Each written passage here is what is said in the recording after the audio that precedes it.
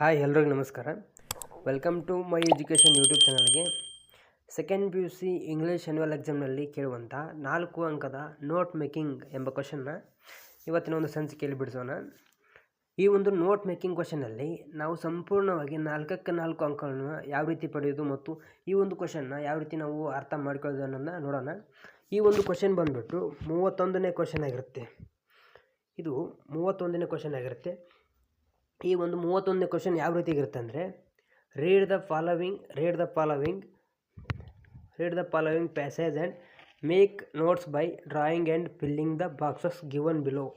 ಅಂದರೆ ಇಲ್ಲಿ ಒಂದು 5ರಿಂದ 6 ಲೈನಿನ ಒಂದು ಪ್ಯಾರಾಗ್ರಾಫ್ ಕೊಟ್ಟಿರ್ತಾರೆ. ಈ ಒಂದು ಪ್ಯಾರಾಗ್ರಾಫ್ನ ನಾವು ಸಂಪೂರ್ಣವಾಗಿ ಓದ್ಕೊಂಡು ಇಲ್ಲಿ ಕೆಳಗೆ ಕಾಣುವಂಥ ಒಂದು 8 ಬಾಕ್ಸ್ಗಳನ್ನು ನಾವು ಇಲ್ಲಿ ಮೇಲೆ ಸರಿಯಾಗಿ ಪ್ಯಾರಾಗ್ರಾಫ್ನ ಓದ್ಕೊಂಡು ಇಲ್ಲಿ ಸಿಗುವಂಥ ಉತ್ತರಗಳನ್ನು ಈ ಒಂದು 8 ಬಾಕ್ಸ್ಗಳಿಗೆ ನಾವು ಫಿಲ್ ಮಾಡಬೇಕಾಗುತ್ತೆ. ಇಲ್ಲಿ ಒಂದೊಂದು ಬಾಕ್ಸು ಕೂಡ ಹಾಫ್ ಮಾರ್ಕ್ಸ್ ಸಿಗುತ್ತೆ. ಇಲ್ಲಿ 8 ಬಾಕ್ಸ್ ತುಂಬಿದ್ರೆ ನಮಗೆ ಫುಲ್ 4 ಮಾರ್ಕ್ಸ್ ಸಿಗುತ್ತೆ.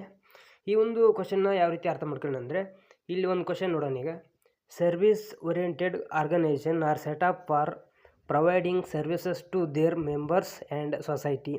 ಇಲ್ಲಿ ಯಾವಾಗಲೂ ಒಂದು ಪ್ಯಾರಾಗ್ರಾಫ್ನ ಓದಬೇಕಾದ್ರೆ ಒಂದು ಸೆಂಟೆನ್ಸ್ ಫುಲ್ ಸ್ಟಾಪ್ ಎಲ್ಲಿಗಿರುತ್ತೆ ಅಲ್ಲಿ ತನಕ ಕರೆಕ್ಟಾಗಿ ನಾವು ಸರಿಯಾಗಿ ಓದಬೇಕಾಗತ್ತೆ. ಆ ಒಂದು ಸೆಂಟೆನ್ಸು ಏನು ಅರ್ಥ ಕೊಡುತ್ತೆ ಅನ್ನೋದನ್ನ ನಾವು ಕರೆಕ್ಟಾಗಿ ಕನ್ನಡದಲ್ಲಿ ತಿಳ್ಕೋಬೇಕಾಗುತ್ತೆ. ಇಲ್ಲಿ ಕನ್ನಡದಲ್ಲಿ ಏನು ಈ ಒಂದು ಸೆಂಟೆನ್ಸ್ ಅರ್ಥ ಕೊಡ್ತಂದರೆ, ಸರ್ವಿಸ್ ಓರಿಯೆಂಟೆಡ್ ಆರ್ಗನೈಸೇಷನ್ ಅಂದರೆ ಸೇವೆ ಸಂಸ್ಥೆಗಳು ಅದಾವಲ್ಲ, ಈ ಒಂದು ಸಂಸ್ಥೆಗಳು ಜನರಿಗೆ ಸೇವೆಯನ್ನು ಕೊಡುವ ಸಂಸ್ಥೆಗಳಾಗಿವೆ ಅಂತ ಇಲ್ಲಿ ಈ ಒಂದು ಸೆಂಟೆನ್ಸ್ ಇದೆ ಅಲ್ಲ, ಫಸ್ಟ್ ಒಂದು ಸೆಂಟೆನ್ಸ್, ಈ ಒಂದು ಸೆಂಟೆನ್ಸು ಅರ್ಥ ಕೊಡುತ್ತೆ. ಇನ್ನು second sentence, such organisation include schools, hospitals, clubs etcetera. ಇಂಥ ಒಂದು ಸಂಸ್ಥೆಗಳು ಯಾವುವು ಅಂತ ಇಲ್ಲಿ ಎಕ್ಸಾಂಪಲ್ ಕೊಟ್ಟಿದ್ದಾರೆ ಅವರು. ಯಾವುವು ಅಂದರೆ, such organisation include schools, hospitals, clubs. ನಾವು ನೋಡ್ಬೋದು ಸ್ಕೂಲ್ಸ್ ಆಗಿರ್ಬೋದು, ಹಾಸ್ಪಿಟಲ್ ಆಗಿರ್ಬೋದು, ಕ್ಲಬ್ಸ್, ಈ ಥರ ಗೌರ್ಮೆಂಟ್ ಯಾವುದೇ ಸ್ಕೂಲು, ಹಾಸ್ಪಿಟಲ್, ಗೌರ್ಮೆಂಟ್ ಸ್ಕೂಲ್ ನೋಡಿದ್ರೆ ಅಲ್ಲಿ ಯಾವುದೇ ರೀತಿ ಲಾಭ ಮಾಡೋದಿಲ್ಲ. ಈ ಒಂದು ನಾನ್ ಪ್ರಾಫಿಟ್ ಆರ್ಗನೈಸೇಷನ್ ಅಂತೀವಲ್ಲ, ಈ ಥರ ಈ ಸಂಸ್ಥೆಗಳು, ಇದಕ್ಕೆ ಇವು ಉದಾಹರಣೆಗಳಾಗಿವೆ. The main objective of these organisation is providing service and not profit making. ಈ ಒಂದು ಸಂಸ್ಥೆಗಳ ಉದ್ದೇಶ ಏನಾಗಿರುತ್ತೆ ಅಂದರೆ, ಜನರಿಗೆ ಉಚಿತ ಸೇವೆ ಕೊಡೋದು ಮತ್ತು ಯಾವುದೇ ರೀತಿ ಲಾಭ ಮಾಡದೆ ಉಚಿತ ಸೇವೆ ಕೊಡೋದು ಈ ಒಂದು ಸಂಸ್ಥೆಗಳ ಉದ್ದೇಶ ಆಗಿರ್ತೈತಿ.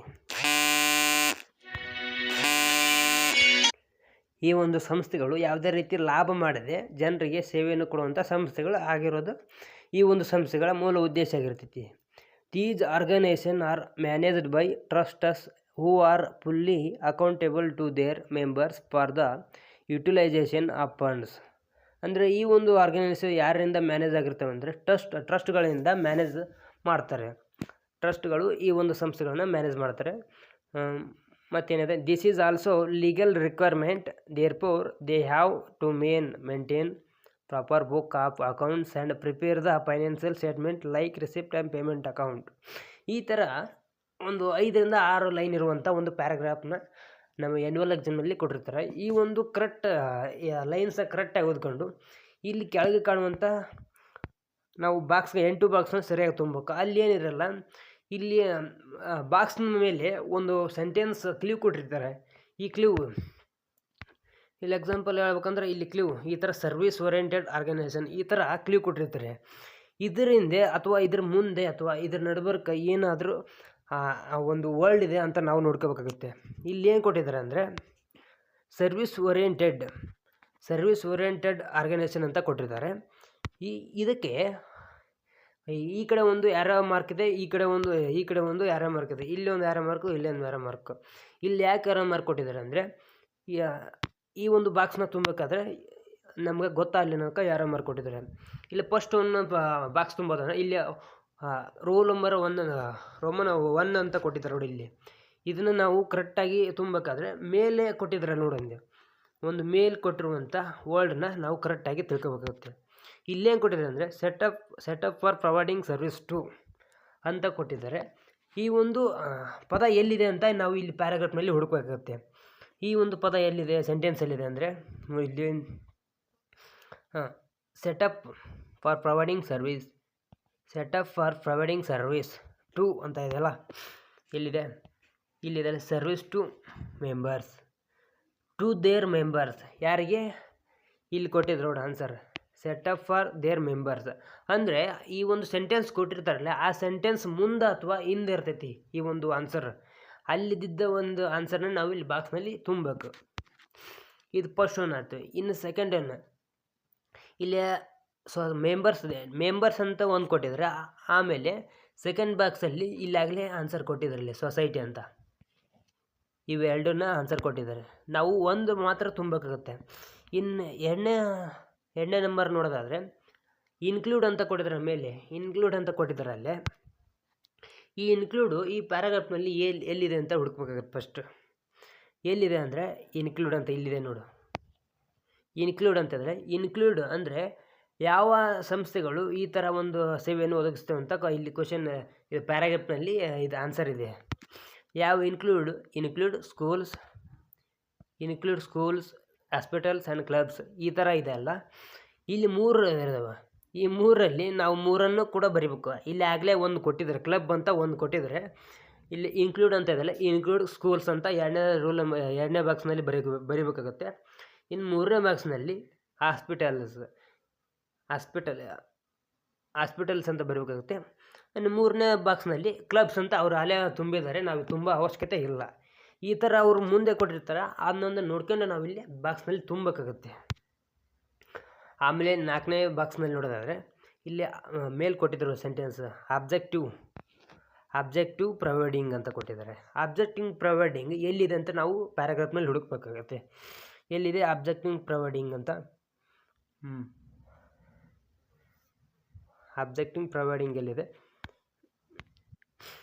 ಇಲ್ಲಿ ನಾವು ಸ್ವಲ್ಪ ಕೇರ್ಫುಲ್ಲಾಗಿ ನಾವು ಆನ್ಸರ್ನ ತುಂಬಬೇಕಾಗುತ್ತೆ. ಯಾಕಂದರೆ ಇಲ್ಲಿ ಆಬ್ಜೆಕ್ಟಿವ್ ಪ್ರೊವೈಡಿಂಗ್ ಅಂತ ಎಲ್ಲಿ ಕೂಡಿ ಬರೆದಿರುವಂಥ ಸೆಂಟೆನ್ಸ್ ಇಲ್ಲ.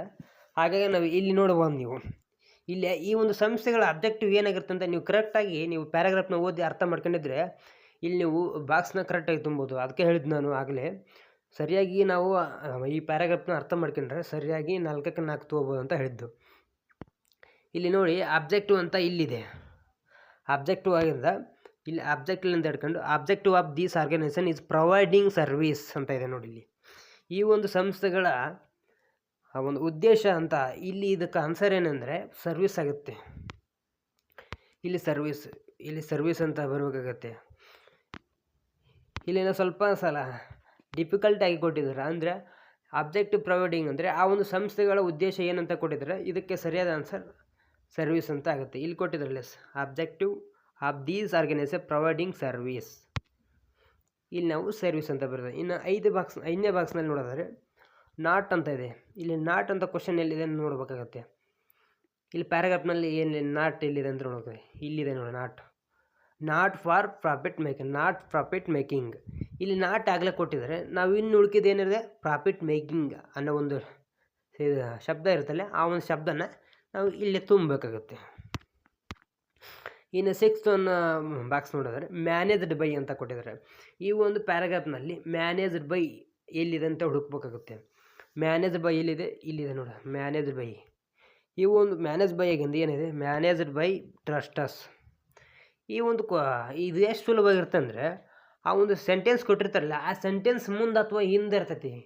ಅದನ್ನು ತೊಗೊಂಡು ನಾವು ಇಲ್ಲಿ ಡೈರೆಕ್ಟಾಗಿ ಇಲ್ಲಿ ಬಾಕ್ಸ್ನಲ್ಲಿ ತುಂಬಿದ್ರೆ ಅಷ್ಟೇ ನಮ್ಮದು 4ಕ್ಕೆ 4 ಅಂಕ ಸುಲಭವಾಗಿ ನಾವು ಪಡಿಬೋದು. ಇಲ್ಲಿ ಮ್ಯಾನೇಜ್ ಬೈ ಅಂತ ಇದೆಯಲ್ಲ, ಇಲ್ಲಿ ಆಗಲೇ ಕೊಟ್ಟಿದ್ದಾರೆ ಮ್ಯಾನೇಜ್ ಬೈ. ಯಾರಿಂದ ಮ್ಯಾನೇಜ್ ಆಗುತ್ತೆ ಅಂದರೆ ಇದು ಟ್ರಸ್ಟಸ್. ಇಲ್ಲಿ ಕೊಟ್ಟಿದ್ದಾರೆ ಮ್ಯಾನೇಜ್ ಬೈ ಟ್ರಸ್ಟ್ ಅಂತ ಬರ್ಬಿಟ್ರೆ ಸಾಕು. ನಾವಿಲ್ಲಿ ಟ್ರಸ್ಟ್ ಅಂತ ಬರ್ಬಿಟ್ರೆ ಆರಾಮಾಗಿ ಹಾಫ್ ಮಾರ್ಕ್ಸ್ ತೊಗೋಬೋದು. ಇನ್ನು 7th ಬಾಕ್ಸು ಅಕೌಂಟೇಬಲ್ ಫಾರ್. ಈ ಒಂದು ಪ್ಯಾರಾಗ್ರಾಫ್ನಲ್ಲಿ ಅಕೌಂಟೇಬಲ್ ಫಾರ್ ಎಲ್ಲಿದೆ ಹುಡುಕ್ಬೇಕಾಗುತ್ತೆ. ಅಕೌಂಟೇಬಲ್ ಫಾರ್ ಅಂತ ಇದೆ ನೋಡಿ, ಎಲ್ಲಿದೆ ಅಕೌಂಟೇಬಲ್ ಫಾರ್. ಈ ಒಂದು ಸೆಂಟೆನ್ಸ್ ಈ ಒಂದು ಪ್ಯಾರಾಗ್ರಾಫ್ನಲ್ಲೇ ಇರುತ್ತೆ, ಆದರೆ ನಾವು ಸರಿಯಾಗಿ ಹುಡುಕ್ಬೇಕಾಗುತ್ತೆ. ಇಲ್ಲಿದೆ ನೋಡಿ, ಅಕೌಂಟೇಬಲ್ ಫಾರ್ ದೇರ್ ಮೆಂಬರ್ಸ್ ಅಂತ ಇದೆ. ಯಾರಿಗೆ ಅಕೌಂಟೇಬಲ್ ಫಾರ್ ಅಂತ ಇದೆ ಅಲ್ಲ, ಇಲ್ಲಿ ಅಷ್ಟೇ ಅಕೌಂಟೇಬಲ್ ಟು ಅಂತ ಕೊಟ್ಟಿದ್ದಾರೆ. ಆದರೆ ಇಲ್ಲಿ ಅಕೌಂಟೇಬಲ್ ಫಾರ್ ಅಂದರೆ ಒಂದೇ ಅರ್ಥ ಕೊಡುತ್ತೆ, ಟು ಅಂದರೆ ಒಂದೇ ಅರ್ಥ ಕೊಡುತ್ತೆ. ಇಲ್ಲಿ ಅಕೌಂಟೇಬಲ್ ಟು ದೇರ್ ಮೆಂಬರ್ಸ್, ಇಲ್ಲಿ ಮುಂದಿರುತ್ತಲ್ಲ ಅಕೌಂಟೇಬಲ್ ಟು, ಅದ್ರ ಮುಂದಿರುತ್ತಲ್ಲ ಶಬ್ದ, ಆ ಒಂದು ವರ್ಡ್ನ ನಾವಿಲ್ಲೇ ಫಿಲ್ ಮಾಡ್ಬೇಕು. ಈ ಬಾಕ್ಸ್ನಲ್ಲಿ ಫಿಲ್ ಮಾಡಿದರೆ ನಿಮ್ಗೆ ಸರಿಯಾದ ಅಂಕ ಸಿಗುತ್ತೆ. ಇಲ್ಲಿ ಅಕೌಂಟೇಬಲ್ ಟು ದೇರ್ ಮೆಂಬರ್ಸ್, ಇಲ್ಲಿ ದೇರ್ ಮೆಂಬರ್ಸ್ ಅಂತ ಬರೆದ್ರೆ ನಿಮ್ಗೆ ಆರಾಮಾಗಿ ಹಾಫ್ ಮಾರ್ಕ್ಸ್ ಸಿಗುತ್ತೆ.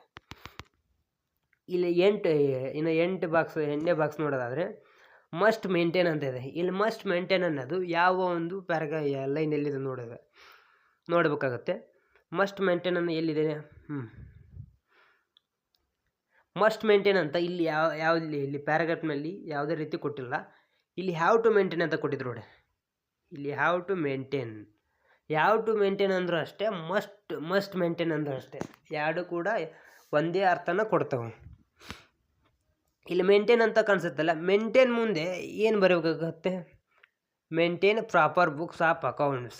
ಇಲ್ಲಿ ಮುಂದೆ ಏನಿದೆ, ಇದ್ರ ಮುಂದೆ ಹ್ಯಾವ್ ಟು ಮೇಂಟೈನ್ ಇದೆ, ಮೇಂಟೈನ್ ಆಗಿಂದ ಅದ್ರ ಮುಂದೆ ಯಾವ ವರ್ಡ್ ಇರುತ್ತೆ ನೋಡಿ, ಆ ವರ್ಡ್ ತೊಗೊಂಡು ಈ ಬಾಕ್ಸ್ನಲ್ಲಿ ಬರೆದ್ರೆ ನಿಮ್ಗೆ ಆರಾಮಾಗಿ ಮಾರ್ಕ್ಸ್ ಸಿಗ್ತೈತಿ.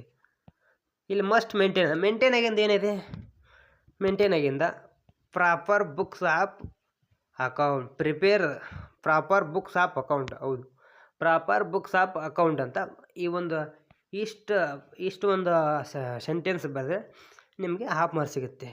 ಈ ರೀತಿಯಾಗಿ ಇಲ್ಲಿ ಪ್ಯಾರಾಗ್ರಾಫ್ನಲ್ಲಿ ಕೊಟ್ಟಿರುವಂಥ ಆನ್ಸರ್ನ ತೊಗೊಂಡು ಇಲ್ಲಿ ಮುಂದೆ ಕೊಟ್ಟಿರ್ತಾರೆ ಆ ಒಂದು ಸೆಂಟೆನ್ಸ್ ಇಲ್ಲಿ ಮೇಲೆ ಕೊಟ್ಟಿರ್ತಾರೆ, ಆ ಸೆಂಟೆನ್ಸ್ ಮುಂದೆನೇ ಅದರ ಉತ್ತರ ಇರ್ತೈತೆ. ಆ ಒಂದು ಉತ್ತರ ತೊಗೊಂಡು ಈ ಬಾಕ್ಸ್ನ ನಾವು ಫಿಲ್ ಮಾಡಬೇಕಾಗುತ್ತೆ. ಈ ರೀತಿಯಾಗಿ ನಾವು ಸುಲಭವಾಗಿ 4ಕ್ಕೆ 4 ಅಂಕನ ಸುಲಭವಾಗಿ ನಾವು ಆ್ಯನ್ಯುವಲ್ ಎಕ್ಸಾಮ್ನಲ್ಲಿ ಪಡಿಬೋದು. ಈ ಒಂದು ವಿಡಿಯೋ ನಿಮಗೇನಾದರೂ ಇಷ್ಟ ಆಗಿದ್ದರೆ ನಮ್ಮ ಚಾನಲನ್ನು ಸಬ್ಸ್ಕ್ರೈಬ್ ಮಾಡಿ ಮತ್ತು ಈ ಒಂದು ವಿಡಿಯೋನ ಎಲ್ಲ ವಿದ್ಯಾರ್ಥಿಗಳಿಗೂ ಶೇರ್ ಮಾಡಿ. ಜೈ ಹಿಂದ್, ಜೈ ಕರ್ನಾಟಕ.